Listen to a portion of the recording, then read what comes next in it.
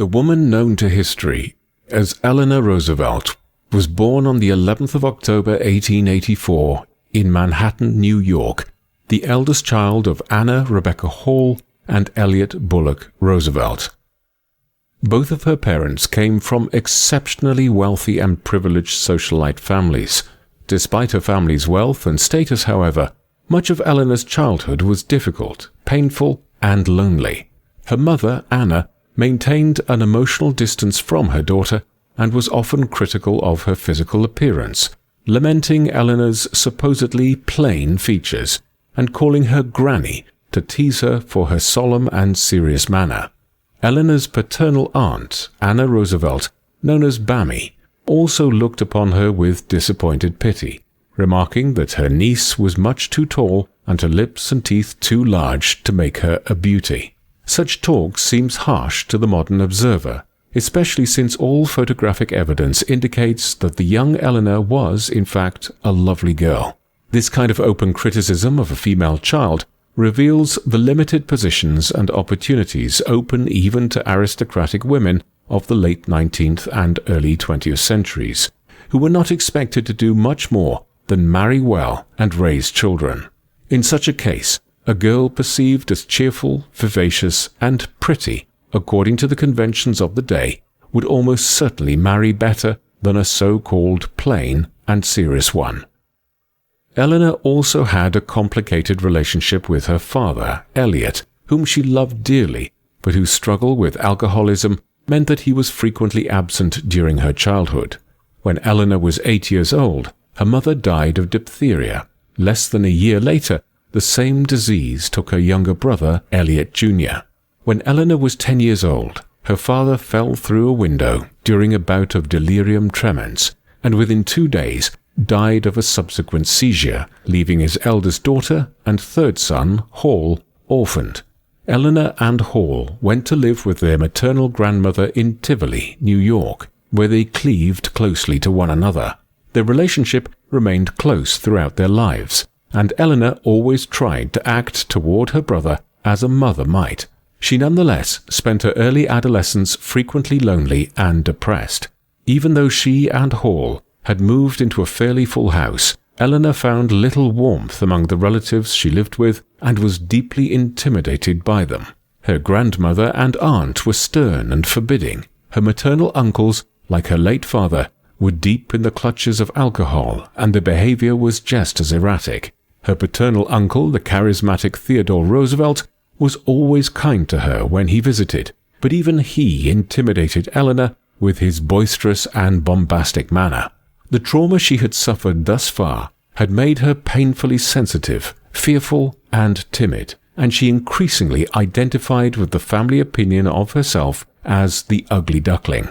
Eleanor's difficult childhood profoundly shaped her outlook on herself, the world around her, and her own place in it. Personal loss and poor self-esteem cultivated in her a desire above all to be loved, but also a deep compassion for the trials and suffering of others. All of these experiences served to guide Eleanor in the direction of public service. Her conviction that she was not beautiful enough inspired her to develop her inner qualities. A kind and honest heart and a sharp intellect was enough to make even the plainest woman attractive and worthy of love in the ways that counted most, Eleanor believed. This impression was strongly reinforced for her by age 15, when she was sent to Allenswood Academy, a finishing school near London, England, in 1899. Her aunt Bammy had attended the school herself as a young girl and thought it an ideal fit for her niece.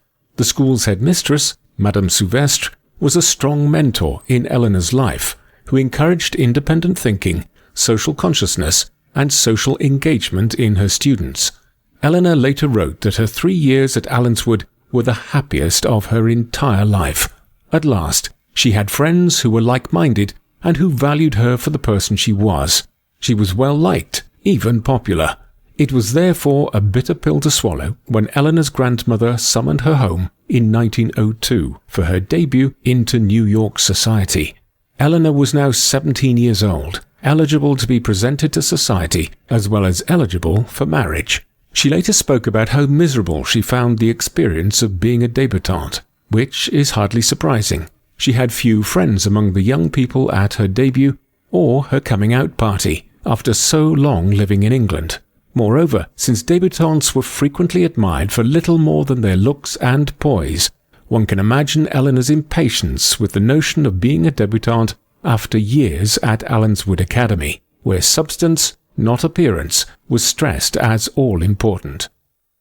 She did not forget the lessons she had learned from Madame Souvestre and her schoolmates, however, and promptly became involved with the New York chapter of the Junior League upon her return to the US.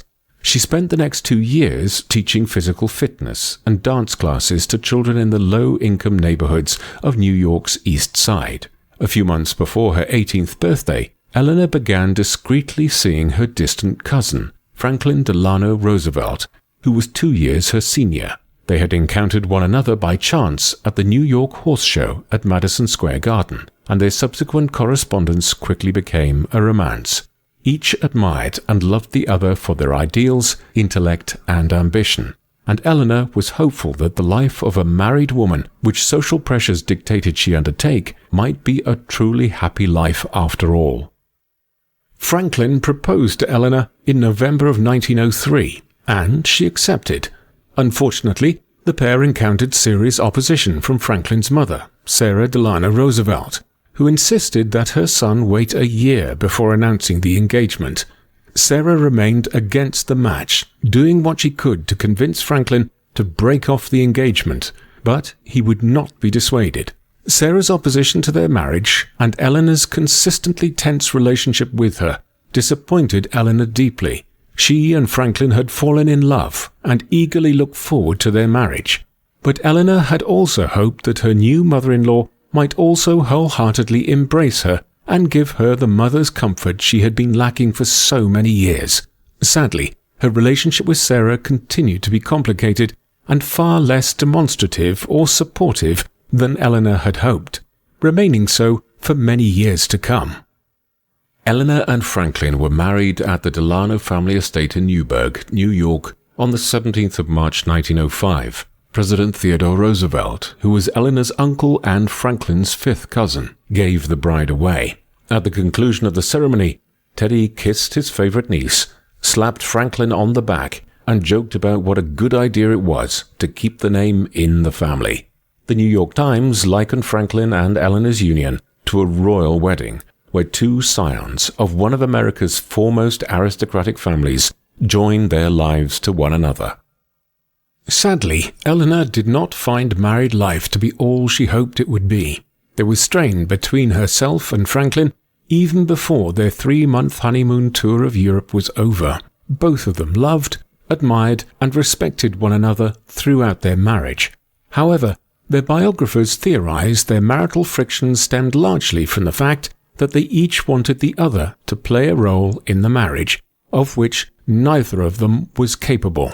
Franklin, who had grown up secure in his family's love and at the center of his mother's world, wanted unquestioning adoration, which Eleanor, who was given to often critical frankness, was unable to give. Eleanor, denied the security of a consistent and loving family, wanted to be loved for herself above all others, but also wanted someone in whom she could confide with total honesty, who would always take her side. Franklin could not be that partner with his divided loyalties among his wife, his mother, his family, and his legal and political career. Further, Eleanor admitted that she did not enjoy marital intimacy, viewing it as a burden to be dutifully shouldered. Nonetheless, the Roosevelt marriage was a prolific one, producing 6 children in 10 years: Anna, James, Franklin, Elliot, Franklin Jr., and John. Much additional strain accompanied the first years of married life for Eleanor due to her problematic relationship with Franklin's mother. And so, following their honeymoon, the newlyweds moved into a house in New York adjoining that of Eleanor's mother-in-law. Sarah Delano Roosevelt had always maintained an exceptionally close relationship with her only son, whose elderly father had died when Franklin was still a teenager, and she had thereafter always maintained a proprietary interest and involvement in her son's affairs.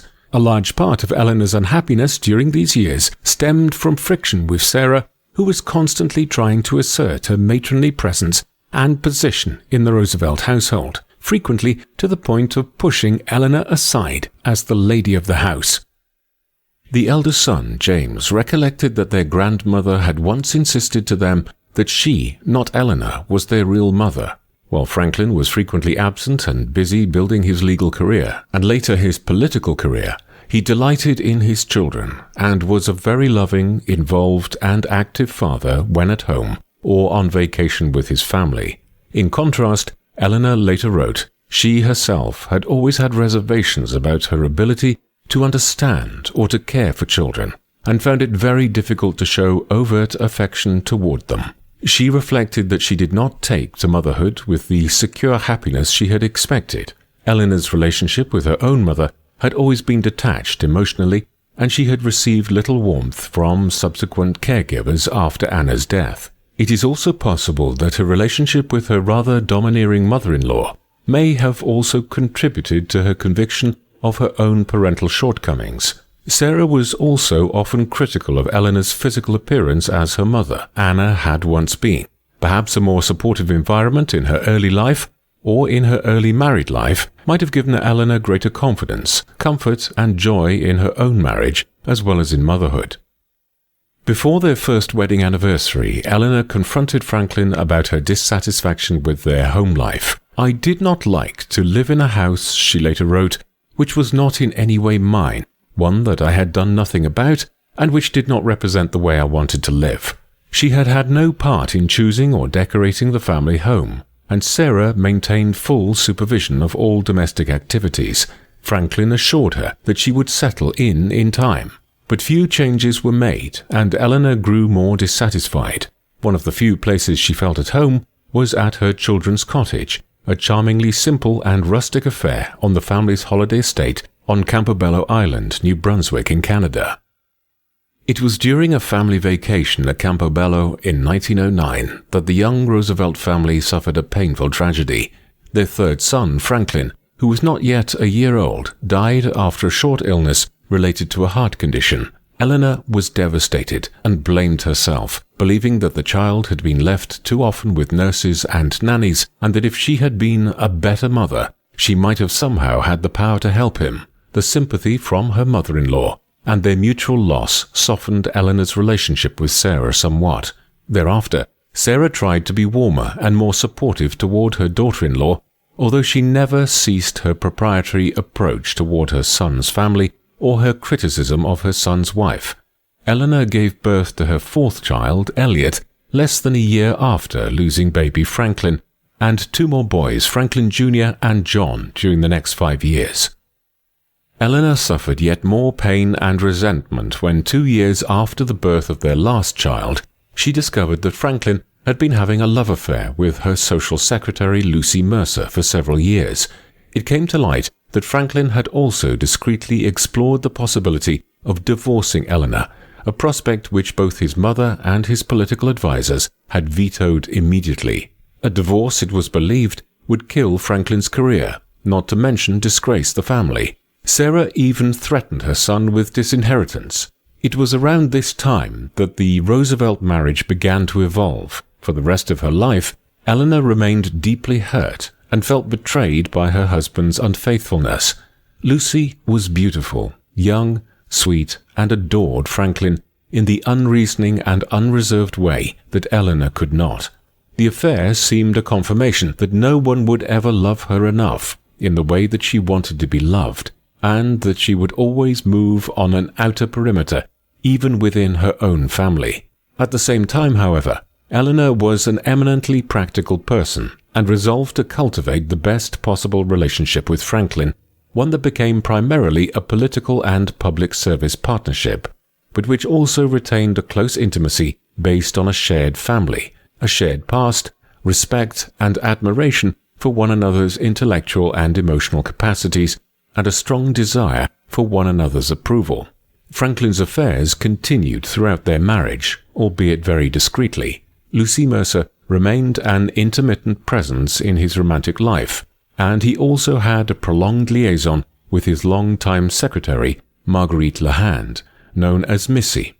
Even though Franklin's infidelities hurt her, Eleanor was, in some ways, set free by the new status quo in her marriage. In addition to her innate practicality, Eleanor Roosevelt was part of a generation and class of people who almost never divorced. Instead, couples unhappy in their marriages frequently came to arrangements with one another to lead largely separate lives with some concessions to public appearances as a family. The Roosevelt marriage was certainly a closer one than was typical of such arrangements, and when apart, Franklin and Eleanor corresponded almost daily. Increasingly, however, Eleanor did find that she was leading two lives throughout the years of her marriage.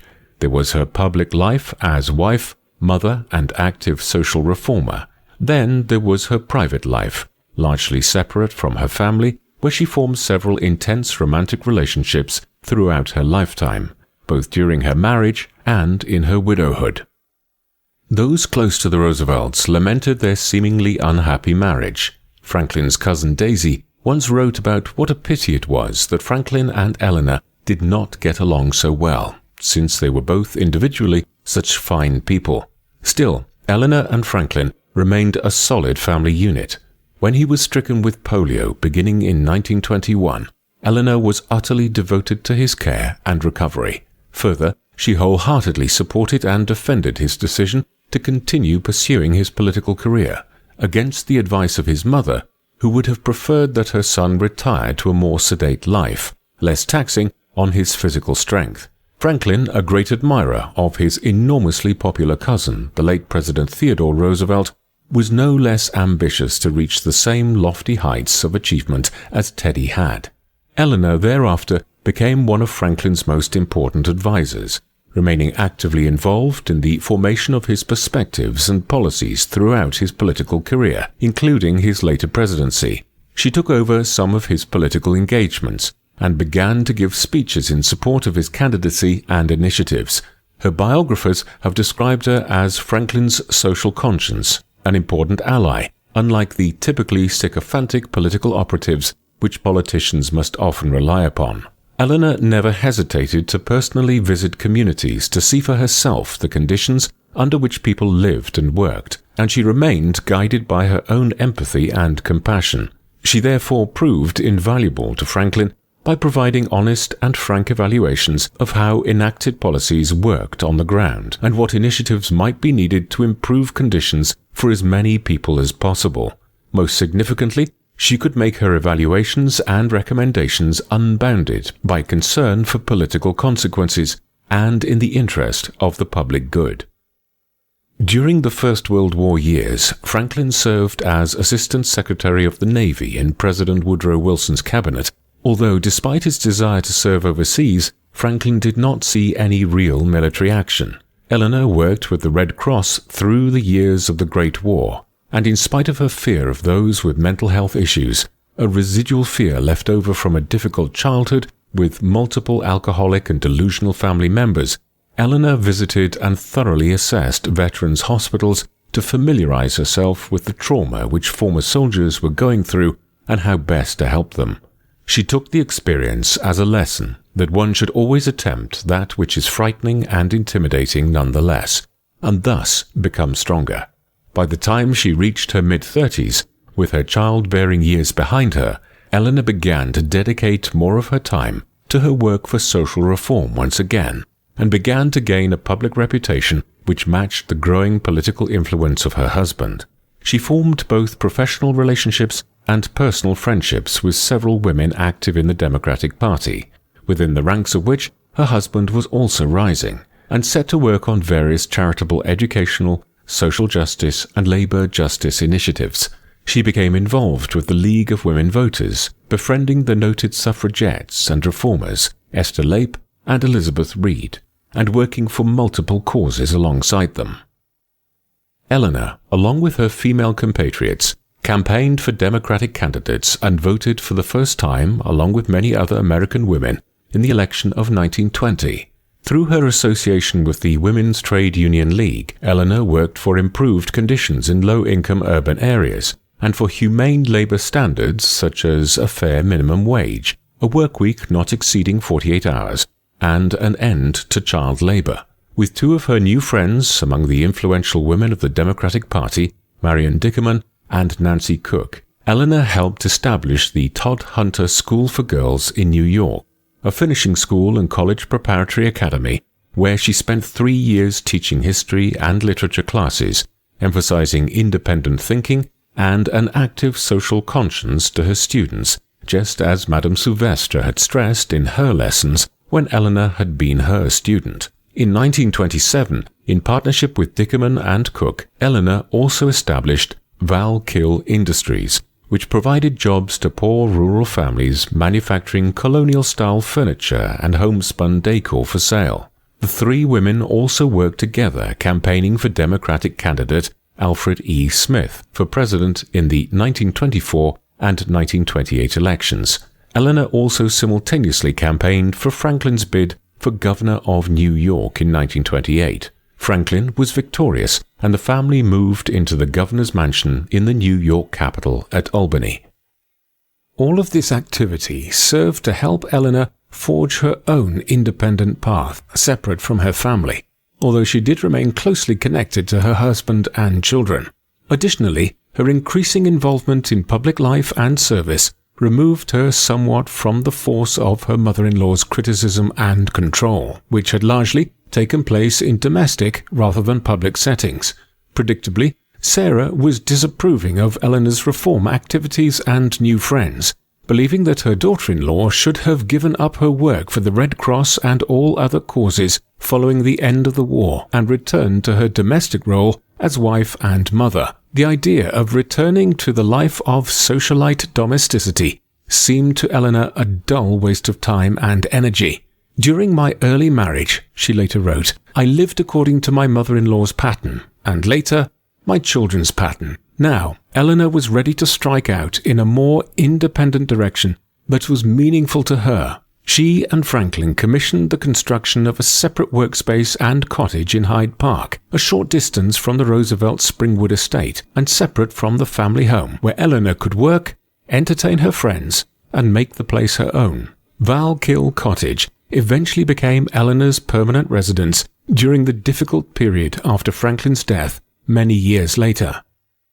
With Eleanor's increased activity on behalf of Franklin's political career, as well as her own projects, she began to travel a great deal more during the years following Franklin's election as governor. She was extremely independent and liked to travel alone, driving herself in her own car. Her increased travel schedule spurred Franklin to hire a bodyguard for her.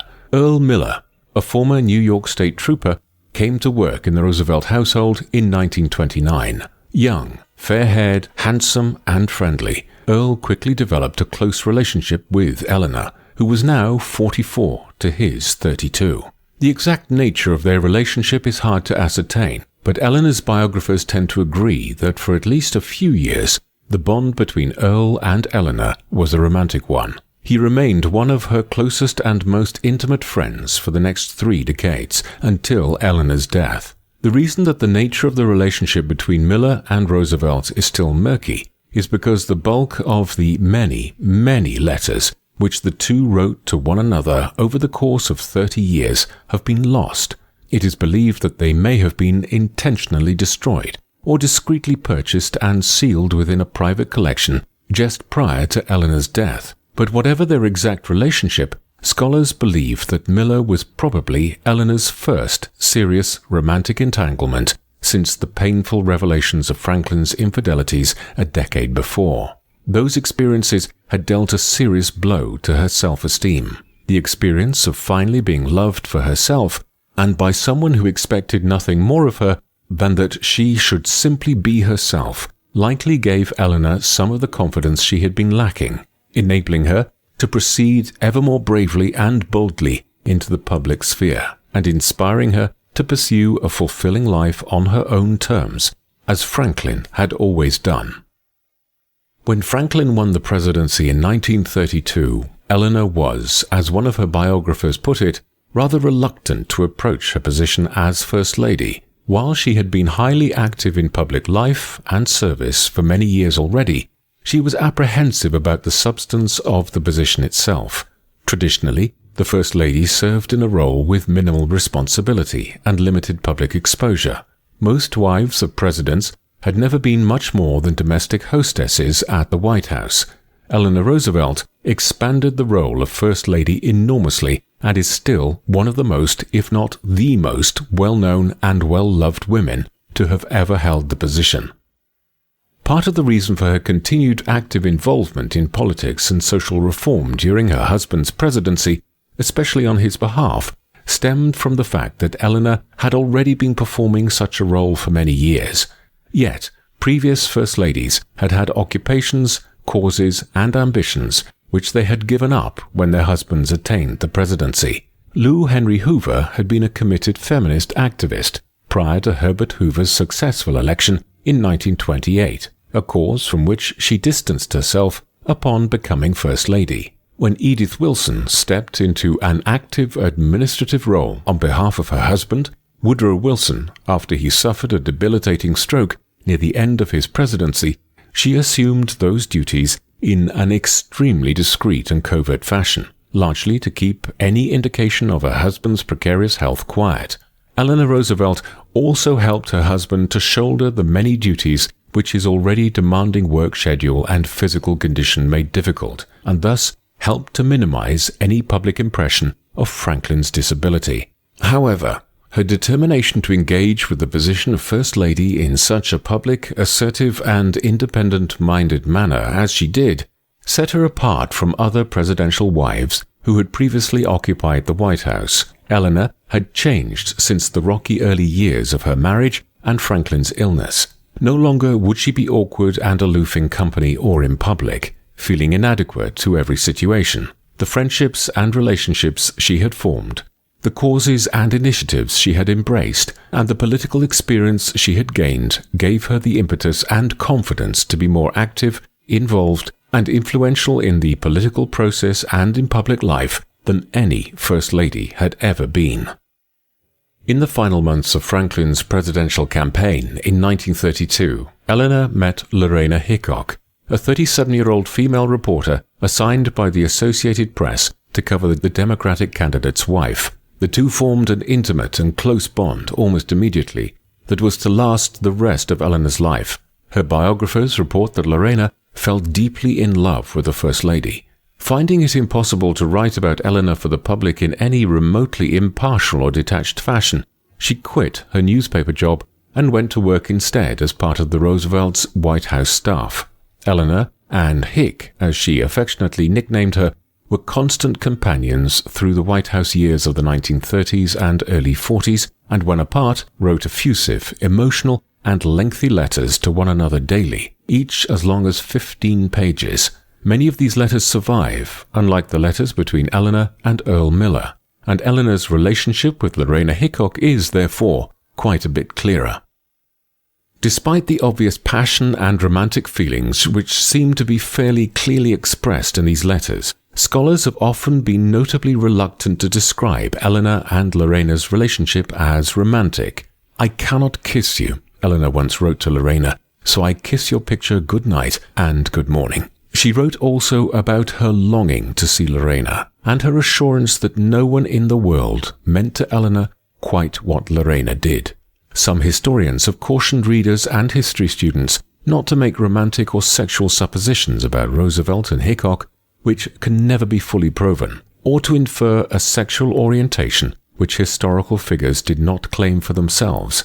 Conversely, other historians insist that the letters clearly demonstrate that there was a physically intimate side to Roosevelt's and Hickok's relationship, and that the letters are undeniably indicative of romantic love. Similar sentiments expressed in letters between a man and woman would lead one to a conclusion of romantic love almost immediately. Yet only in the last few decades have scholars begun to openly acknowledge what was very likely the truth of their relationship. Historians, who warn that observers should not impose the identity of a lesbian on Eleanor Roosevelt when she did not claim it for herself, make a very good point. All biographers and biographies are ultimately speculating about particular details which cannot be gleaned from existing sources. However, one must also acknowledge that Eleanor was part of a generation which never openly declared sexual orientation. This is not to say that same-sex relationships were unknown to most of society. During the late 19th and early 20th centuries, the reality was quite the reverse, with women living together openly in what were termed Boston marriages, but heteronormativity was an all-encompassing cultural force, as it continues to be today in many cultures. It was known among the White House press corps that Lorena Hickok was a lesbian, yet traditionally, historians have often shied away from characterizing her relationship with Eleanor as anything but an exceptionally close friendship. Eleanor, as a married woman with children, and probably one of the most famous women in the world by the end of her husband's presidency, could never have openly declared a romantic relationship with a woman. It is also possible that she never really thought about her sexual orientation at all. But the fact remains that Eleanor came as close as she could to such a declaration by forming a romantic relationship and close friendships with several lesbian women, Esther Lape and Elizabeth Reed, alongside whom Eleanor had worked for the League of Women Voters, were a couple, as were Eleanor's friends and partners in Valkill Industries and the Todhunter School, Marion Dickerman and Nancy Cook. One of the women Eleanor admired most in the world, her beloved schoolmistress at Allenswood, Madame Souvestre, was also known to have been a lesbian. So, Roosevelt certainly showed an understanding and an acceptance of same-sex relationships, and she seems to have had at least one herself. However, she also had romantic and intimate relationships with men, as well as close personal friendships with both heterosexual and homosexual couples throughout her life. This dimension of Eleanor's life is probably the one with the most questions and controversy still surrounding it, and for that reason, some historians believe it deserves more investigation. Whatever her sexual identity, Eleanor nonetheless pursued happy relationships in her private life, with one foot still in the heteronormative world of her husband and children. But in the larger sense, Eleanor often operated in the spaces between what was acceptable and what was controversial, in order to produce the change she wanted to see in the world. Another interesting dimension of Eleanor's life, for which she is often not remembered, is her feminism. Feminist scholars, including historians, tend to overlook Eleanor Roosevelt in their coverage of the most important figures in the 20th century feminist movement. There is a practical reason for this. Western historiography tends to divide the feminist movement into distinct periods into which Roosevelt does not fit. Feminist history heavily emphasizes the suffragist movement of the early 20th century, in which Eleanor Roosevelt was not especially prominent. They also heavily emphasize the second-wave feminism of the 1960s. Eleanor died in 1962, and thus did not figure prominently in this second explosion of women's liberation either. Her contributions to women's rights and opportunities in the years between these two movements, however, were considerable, but far more left-wing in terms of approach than most of the more prominent middle-class feminists of the first and second waves of the movement. Eleanor advocated most heavily for working-class women, fighting for labor justice and against child labor. More middle-class feminists have expressed resentment of Roosevelt for her opposition to the Equal Rights Amendment during the early 20th century. However, Eleanor's objection to this proposed constitutional amendment was based on her belief that it would hurt and disadvantage working-class women and their families. She advocated instead for initiatives such as subsidized daycare programs and an expansion of public education to help working women shoulder the dual burdens of breadwinning and child-rearing, concerns which middle-class and elite women did not have to deal with. She worked hard to influence her husband's New Deal programs to ensure that women would not be underserved by them and would be offered the widest variety of job opportunities possible. As First Lady, Eleanor gave over 350 press conferences at the White House during Franklin's presidency. Lorena Hickok inspired her to reserve these events for women only, since only male reporters could attend President Roosevelt's press conferences. Both Lorena and Eleanor understood that if they allowed only female reporters to cover the First Lady's press conferences and events, this would encourage the news media to hire more women in general, And while Eleanor was cautioned to refrain from discussing specific policies and topics which were only in the purview of the President or of Congress, who were elected officials, Eleanor nonetheless expressed her opinions in general on various social, economic, and political issues which were important to her, in order to encourage greater communication as well as greater social and political involvement among women. Like FDR, with his fireside chats, Eleanor Roosevelt made excellent strategic use of media in order to communicate with the public and encourage social and political mobilization. Throughout the first half of her husband's presidency, she wrote a daily newspaper column entitled My Day, which featured news, issues, and advice for women, as well as a monthly magazine column called If You Ask Me, which was first conceived as a campaign to further encourage familiarity with the Roosevelts in the White House, but which Eleanor frequently used as a platform to discuss more serious issues, which did not often find their way into mainstream women's publications, such as economics or international peace. Eleanor also hosted the nationally syndicated Mrs. Roosevelt's Own radio program, beginning in 1940, which aired every Sunday night on NBC. Beginning in 1932 and throughout the rest of her life, Eleanor published numerous books and essays and made hundreds of public speeches, most in support of democratic values and progressive causes. When one considers her numerous press conferences, speeches, publications, and the many, many letters she wrote daily to those dear to her, it seems safe to assume that Eleanor Roosevelt was one of the most prolific women writers of the 20th century. When criticized for being too vocal, even to the point of openly disagreeing with her husband's opinions and decisions, Eleanor did not shrink. She instead insisted that she often said controversial things to ensure that the issues in question would become more mainstream topics of conversation. Public awareness might thereby be raised, perhaps even leading to action. Most impressively, Eleanor donated all of the proceeds from her various sponsored publications and paid speaking engagements to charitable causes she believed in. Eleanor worked closely with Harry Hopkins on overseeing the proper implementation of Franklin's New Deal programs during the Great Depression, so that they might benefit as many Americans as equitably as possible. She was particularly invested in the success of the National Youth Administration, which aimed to provide jobs for young people aged 16 to 24. Her pet project was the planned community Arthurdale, near Morgantown, West Virginia. Lorena Hickok had been investigating the conditions in communities in the region on behalf of Secretary of Commerce Harry Hopkins, and advised Eleanor to visit Morgantown if she wanted to see just how bleak life had become for various American regions since the advent of the Great Depression.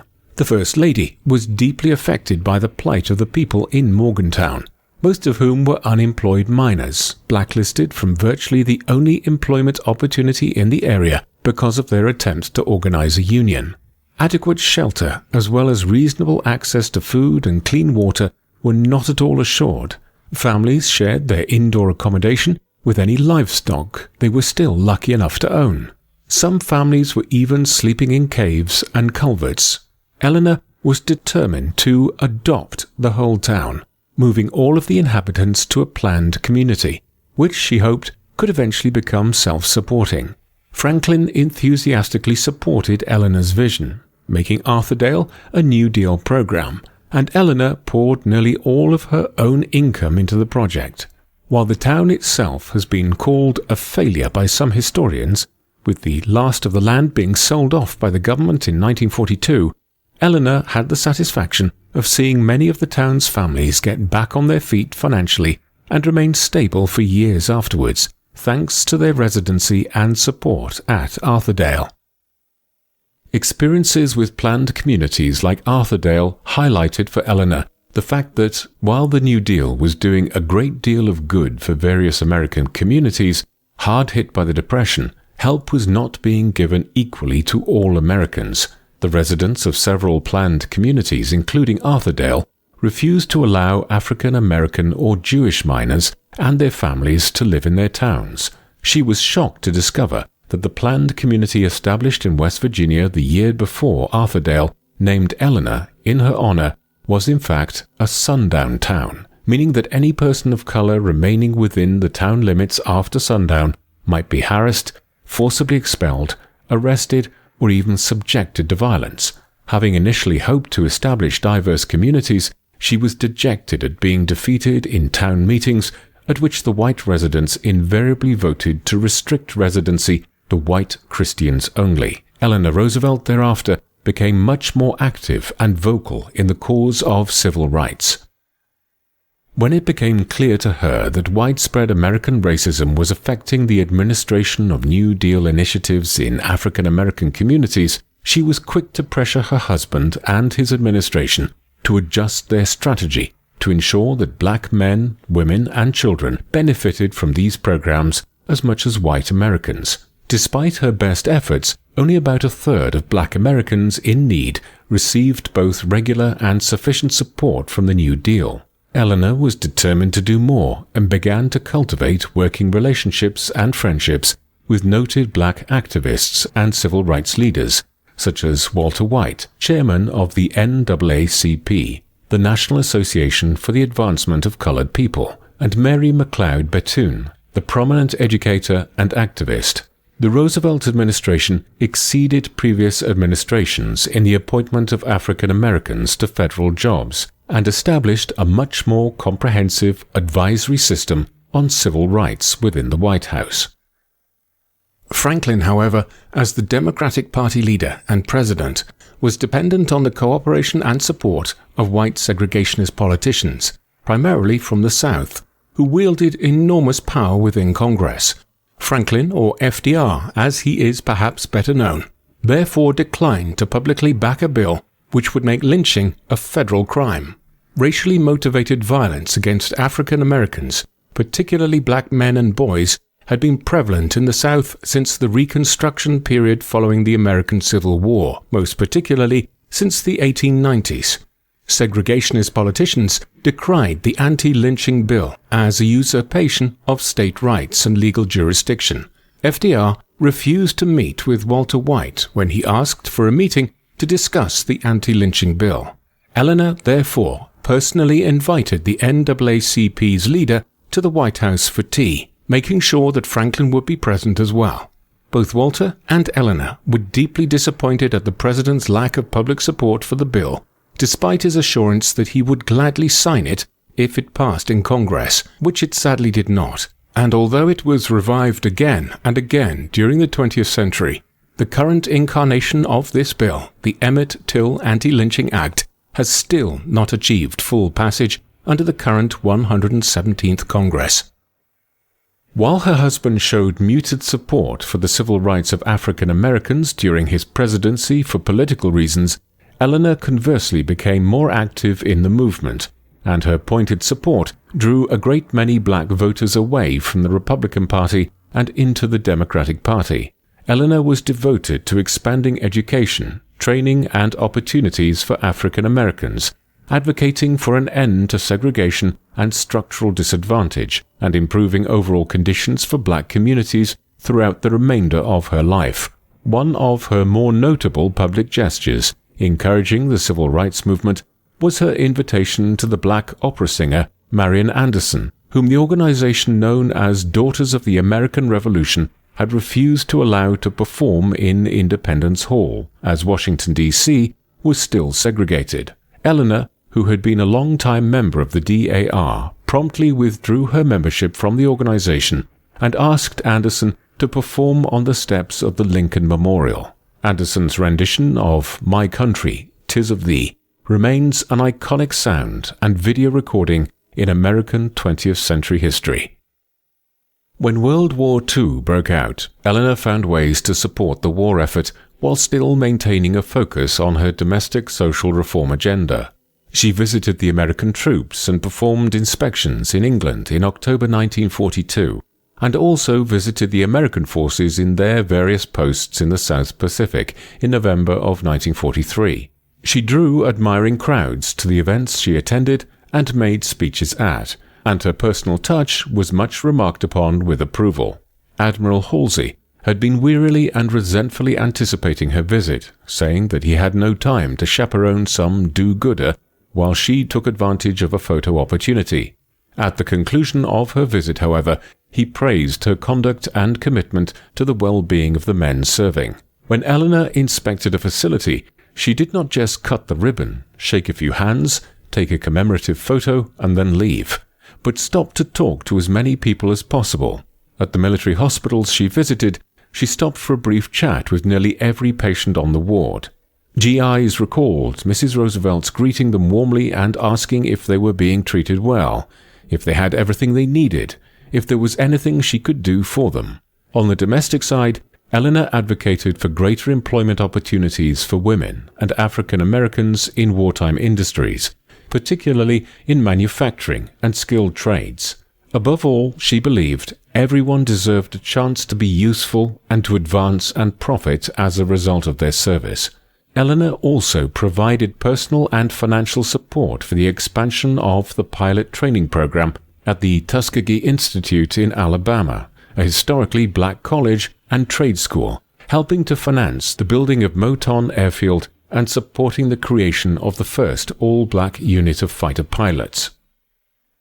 Eleanor emerged from the war, like many others, utterly changed by what she had seen, and mourning those who had been lost. The savagery and brutality of the war, not only on the troops, but on the civilians and refugees, such as European Jews, had inspired Eleanor to work for a greater commitment from the United States to care for refugees, particularly from the Nazi regime. One of her greatest sorrows was her inability to persuade Roosevelt, his administration or Congress, to reconsider the rejection of most Jewish refugees, or to convince her husband to halt Executive Order 9066, which provided for the creation of internment camps in which 110,000 Japanese Americans were imprisoned during the war.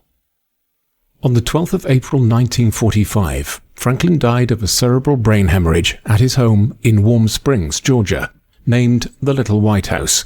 He had not sent for Eleanor in his final days, and she later learned from her eldest daughter Anna, who had been caring for Franklin in his final illness, that Eleanor's erstwhile social secretary and Franklin's old flame Lucy Mercer, now Mrs. Lucy Rutherford, had been at his side instead, and that for many years Franklin had discreetly continued to see her. Eleanor's grief at Franklin's passing and her pain at what seemed his final rejection of her made her angry with Anna for a time, for having kept these details from her mother. The two soon reconciled, however, and it would be Anna who would care for Eleanor herself during her final illness. Eleanor emerged from the war as an internationalist, as her husband had always been. The international conflicts of the early 20th century and their interference with human progress convinced her of the need for comprehensive international cooperation, dedicated to world peace and humanitarian aims. Eleanor's work for the UN during the immediate post-war period and her role in the formation and passage of the Universal Declaration of Human Rights are among her most important achievements. The Declaration incorporated Franklin Roosevelt's 4 freedoms of speech, worship, economic security, and personal safety. Eleanor remained the chairperson of the Committee on Human Rights until 1953, working especially hard to address and alleviate world hunger. She received several international awards and honors for her service to the United Nations and the cause of human rights, both during her lifetime and posthumously. During the 1950s, Eleanor continued to advocate for and support progressive and humanitarian causes, traveling internationally, delivering literally hundreds of speeches, and continuing her syndicated publication and broadcasting activities. She continued to be a champion for causes she believed in, inspiring millions to become more socially conscious and engaged. Indeed, a poll undertaken by the Gallup organization in 1999 ranked Eleanor Roosevelt in the top 10 most admired people of the 20th century. However, Eleanor was not universally well liked, and her left-leaning, pro-labor, pro-civil rights positions earned her many political enemies throughout her career in public service. J. Edgar Hoover, the head of the FBI, was rumored to have kept extensive files on Eleanor Roosevelt, not only for her pro-union stance, but also for her open support for the civil rights movement. both believed by many American legal and political authorities to be associated with communism. Segregationists and white supremacists blamed the influence of Eleanor Roosevelt when rioting broke out in black communities in Detroit in 1943, and in the South, white supremacists spread propaganda about organized groups of black domestic workers committed to terrorizing their white female employers. There is, however, no evidence that any of these so-called Eleanor clubs ever existed at all. During her work for the UN, Eleanor met Dr. David Gurevich, the organization's first medical director. He became not only her personal physician, but also one of her closest friends after Franklin's death. Eleanor's biographers described the relationship as romantic, but apparently only from Eleanor's side, who was now in her mid-60s, while David was nearly 20 years younger. The two traveled the world together throughout the next decade, on Eleanor's various campaigns and engagements. David was deeply devoted to her, but continually refused to address her as anything less formal than Mrs. Roosevelt. When David became engaged to his future wife Edna, Eleanor at first feared she would lose him. Instead, Eleanor and David co-purchased a roomy house on East 60th Street in Manhattan, and the three of them lived together quite amicably and companionably until Eleanor's death a decade later. In 1960, President John F. Kennedy reappointed Eleanor Roosevelt to lead the American delegation to the UN. He also appointed her to chair the Commission on the Status of Women, which assessed conditions in women's employment and educational outcomes, and made policy recommendations to facilitate women's greater advancement in American society. Kennedy also selected Eleanor as a member of the committee to lead negotiations with Fidel Castro for the return of American prisoners after the failed Bay of Pigs invasion of Cuba. Finally, she was instrumental in the development and implementation of President Kennedy's International Youth Service Initiative, the Peace Corps. Eleanor's health began to fail following the spring of 1960 when she was diagnosed with anemia. Her doctors prescribed steroids designed to encourage her bone marrow to release more red blood cells. Sadly, the medication reduced her body's ability to fight infections and resurrected a dormant tuberculosis infection which Eleanor had contracted some unknown number of years before. Determined not to die in hospital, Eleanor discharged herself from professional care in mid-October of 1962, returning to the Manhattan townhouse she shared with her friends and companions, David and Edna Gurevich. She then suffered a cerebrovascular stroke, dying on the 7th of November. She was 78 years old. Eleanor Roosevelt was universally mourned.